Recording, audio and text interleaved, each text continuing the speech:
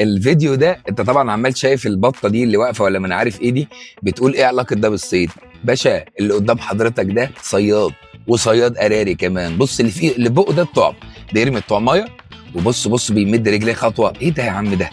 وها عمال يدور على السمكه بتاعته اللي هيصطادها. طبعا جنة عشان داخل عليه سحلفه، لا شكرا بعد اذن حضرتك، انت مش التارجت بتاعنا، انا مش هصطاد سحلفه يعني. وقام سايبها وقام رايح الناحيه التانيه. انا عايزك تشوف ربنا سبحانه وتعالى لما بيسخر لكل واحد لقمه عيشه.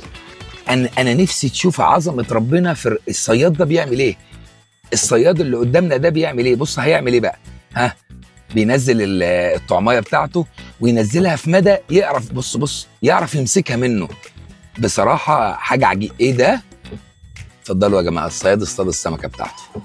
قولوا لي بقى الصياد ده تدوا له كام من 10؟ وما تنساش اللي يشدنا يبقى عندنا.